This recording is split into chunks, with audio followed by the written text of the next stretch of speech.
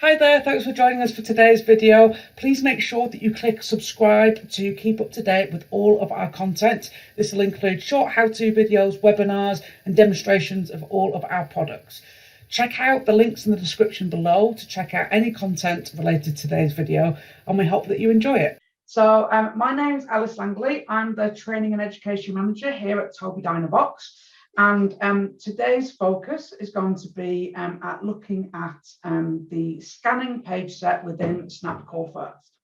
So the Core First was developed by Tobii Dynavox as our kind of symbol-based software. And what we did was that we actually took that page set and looked at kind of what needed to be done to make it more accessible and more appropriate for those of our users that are actually using switch scanning. So I'm going to kind of take a bit of a deep dive into that and show you some of the different features available. So there are kind of two elements that make up the kind of effective switch scanning solution. So one of those is looking at the vocabulary specifically. So we're going to be showing you briefly what the scanning page set looks like and how we've laid out the vocabulary to suit that access method. And we've also included some learn to scan pages, which I'll talk about. And then the second kind of element that's important to look at is the kind of scanning options and settings that are available. So it's kind of making those tweaks that are going to allow our scanning users to access their page set as best as they can. So we're going to look at things like the group scan functionality and other options such as scan behaviors and highlighting as well. So the group scanning page set is fairly new. I think we're about probably a year or 18 months ago that we launched this. So some of you may be familiar with it, some of you it might be new. So just to give you a bit of a kind of background, it's specifically designed for switch scanners. So we've really kind of tuned into what does this group of people need. We've organised our vocabulary by frequency of use. There are 4 different grid sizes, plus, as I mentioned, these learn to scan pages that can be really used for those kind of beginning scanners. We've got kind of smaller word lists to limit the scrolling. And we kind of wanted to acknowledge this because while the kind of target audience might be small, it's probably one of the kind of most complex of the access methods in the kind of point of getting it right. So it can be a very effective access method, but can often need lots of tweaks and things to make it suitable for each of our individual users. So hopefully we're going to talk through some of those bits today and it'll give you an idea of how this could be used with maybe some of the people that you work with. So I wanted to touch on these learn to scan page sets. These are available within the dashboard on your toolbar when you open up the page set.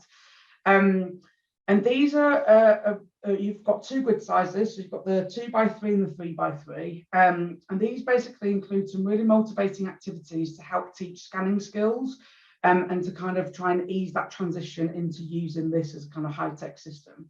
So it's kind of one of the things that we have to consider is that, you know, scanning, like other access methods, need to be taught. It's not just something that somebody's going to be able to use kind of instantly. And so what we've done is we've tried to provide some tools that will hopefully help with those kind of emergent scanners that are maybe just beginning to use this as an access method. So I'm just going to kind of show you a little bit about what that looks like. So in this option, the user wants to select the games tab, so the games option. So what they're going to do is they're going to hit their switch and it's going to start scanning and it's going to go through the options. And then when it gets to games, which is what they want to access, they're going to hit the switch and it will now open up that page. And they can go through and then again, it will start that scanning and they can hit that switch and make their selections. So a really nice kind of simple page sets that again aimed at kind of motivating activities just to help introduce that access method. So now I want to talk a little bit more about kind of the changes that we've made to make this optimized really for our switch scanners. So I want to talk a little bit about kind of what we've done. So it's designed to support group scanning for efficiency. So we've introduced this idea of group scanning as well as still having the other options for kind of row or column scanning. The group scans, the scan groups are determined by word type or by function. The words within each of the groups are actually ordered by frequency rather than alphabetically.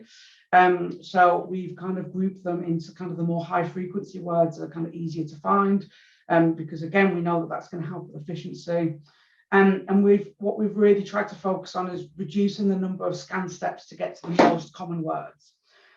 So again, that's really important, is that that kind of scanning through can take quite a lot of time, and so we wanted to make sure that we reduce those steps as much as possible. And then what we've also done is really try to kind of hone in on the word lists and kind of reduce them to where they're still effective, but again to reduce that kind of scrolling that's needed.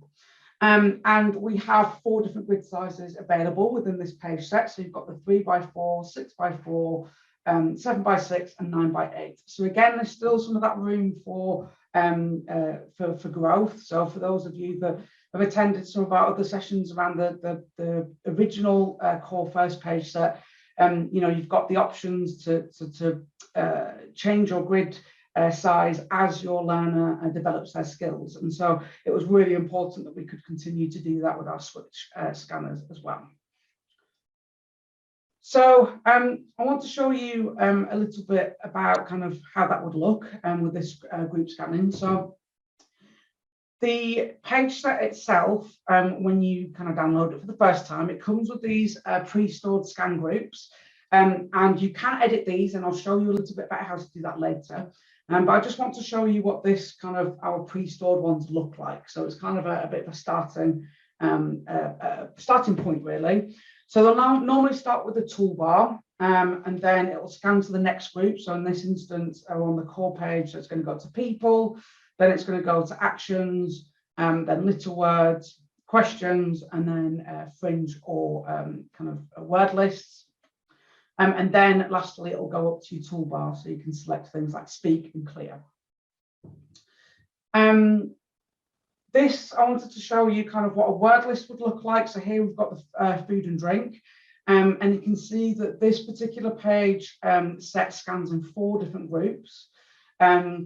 Obviously, depending on the grid size, the amount of groups you've got in each of the pages may differ. So if you're on one of the bigger grid sizes, you may have more than 4 groups. But again, you'll see here that it'll start with that kind of upper quadrant, then go over to our related list. So you can see here we can go into things like breakfast foods, snacks, etc. And then it will continue across that kind of group scan as well. In quickfires, this scans in 6 segments, but again, it might vary depending on the grid size that we're on. But again, it's going to go kind of from left to right and then work its way down. And again, we've got those kind of that fringe kind of vocabulary, the extra categories that we've got available there. So hopefully that gives you a bit of an idea about how those groups work. And then what I want to talk a little bit about now is kind of creating and editing those scan groups to kind of personalize it for our user.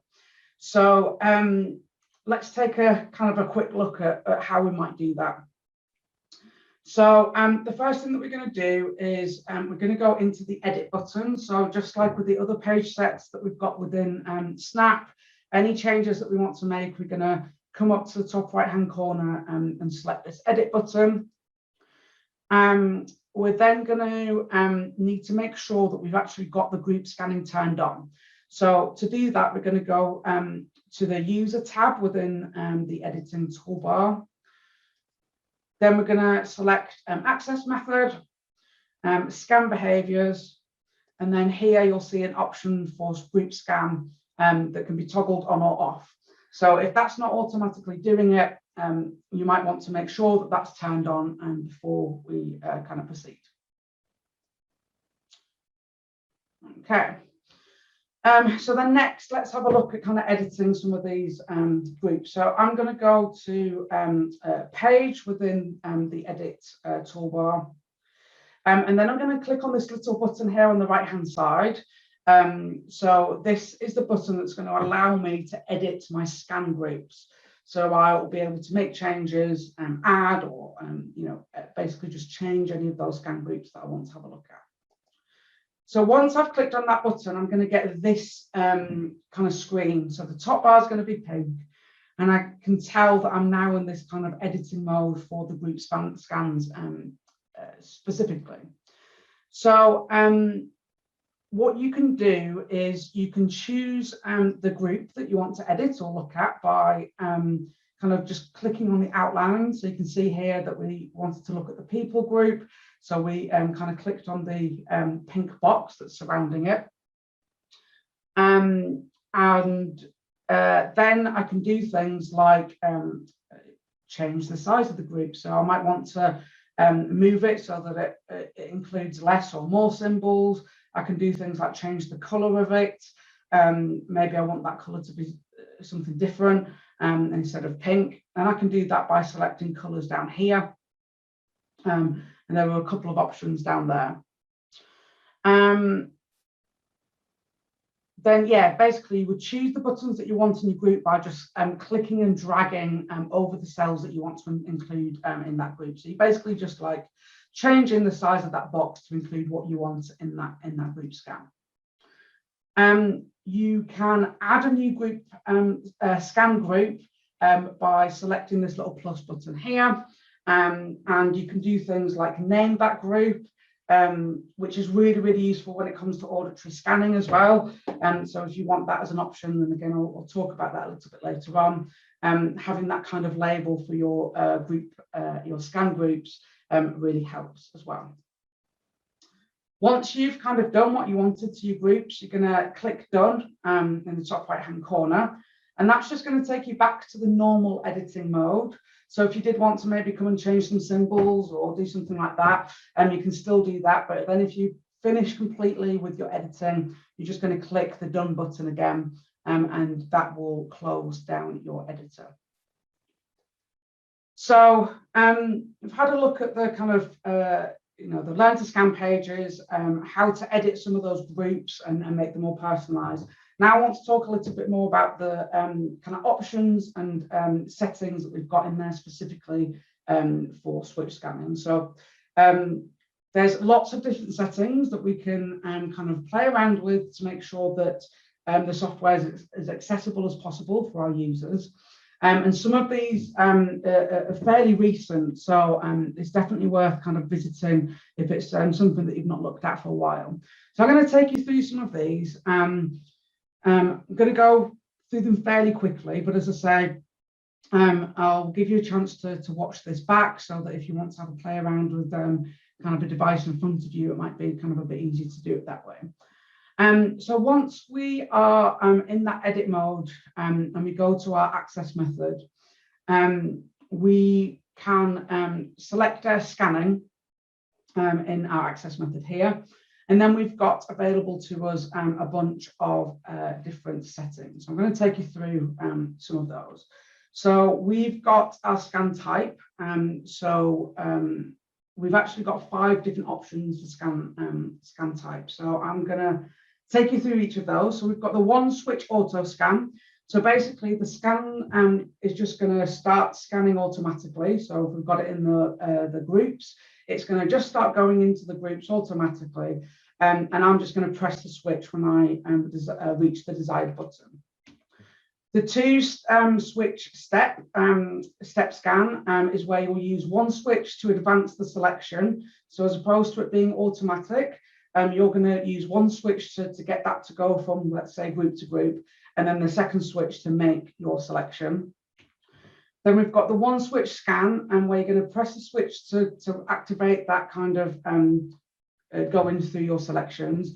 But then you're going to do a long hold on the same switch to make the selection. So you're just using one switch to do both the advancing the scan and making your selection. But the difference is that when you make the selection, it's going to be a long hold. And the pause time basically defines how long the switch should be held for. And that is something that we can edit and that we can play around with to suit our kind of users' needs. Then we've got the one switch dwell scan.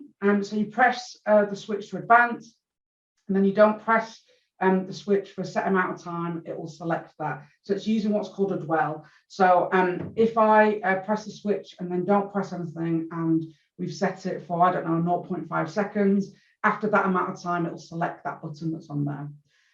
So that's the dwell scan. And then we've got the inverse scan that advances when the switch is held down, but when I let go of it, it's going to make a selection. So basically the kind of opposite to the one switch. So instead of it being a selection, it's a let go, and that will make that selection for you. So lots of different options are available. And then of course, within that, we've got lots of settings that we can tweak as well. So each scan type has its own options. So let's, for example, look at the one switch auto scan. We can do things like look at what our switch input wants to be. So it could be that we're using a switch or a keystroke or a mouse press. We can adjust the speed. So this defines how quickly the scan moves from one item to another. So again, that's a speed that we can change. The transition time, so this talks about how long it takes for the scan to restart after a selection is made. So this can be really a useful one for if we've got maybe a user that takes a bit of like processing time, that maybe needs a little bit of time in between selections. You can adjust that. Then we've got the scan after. So this gives you an option to choose when you want the scan to start making a selection. So for example, after each page change, after a button selection, or maybe after it's finished speaking.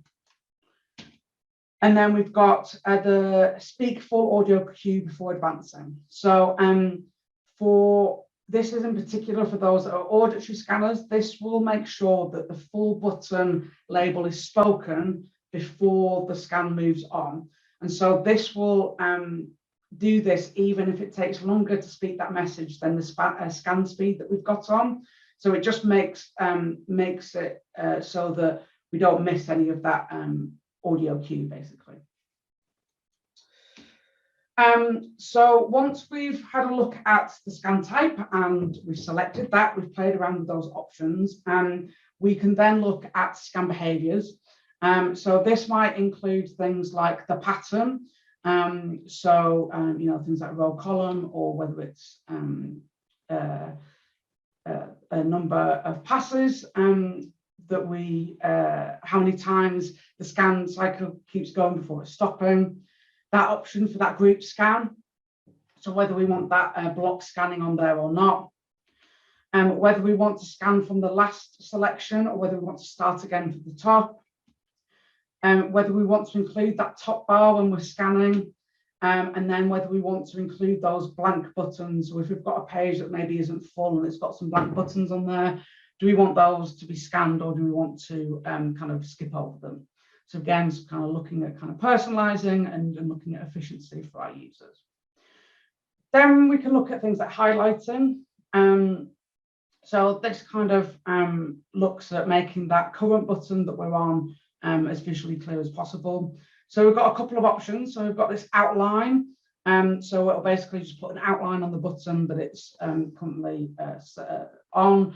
And you can do things like change the thickness, change the color of that outline. We've got this overlay where it will basically just kind of overlay the whole button. So the whole button will kind of look different. And again, you can choose the color for that. And then we've got this invert where it will invert the button. And again, you've got options to play around with that as well. So there's really quite a lot that you can do within the highlighting as well. So to make sure that visually it's nice and clear for whoever it is that is using that. So then we've got the hold time. So this is basically how long the switch must be pressed in order for it to be accepted. So this is quite an important one because it basically eliminates those kind of accidental brief selections. So if we've maybe got a bit of a tremor or we've accidentally hit something but really briefly, we can actually put a hold time to say, well, actually, if a button's not held for up to, I don't know, 0.2 seconds, and we won't accept that as a selection. So again, a really useful kind of tool for eliminating accidental hits. We can play around with the delabeling between selections. So again, eliminates kind of the impact of that accidental double hits. We can switch audio feedback on. So this is kind of looking at auditory scanning. We can put a zoom on there as well. So as we're scanning through, we'll actually zoom in on those buttons so that we can see those more clearly. So as you can see here, it's going to go through and it's just going to enlarge the buttons that it's scanning. And then we can do a show pause access method button in the mode. So it basically allows the user to have a pause button to pause the access method. And then we've got a selection feedback sound. So again, some people find this useful. It will make a click sound to confirm selections on buttons that don't speak. So things like turning pages. So that was a real kind of whistle-stop tour of some of the options that are available.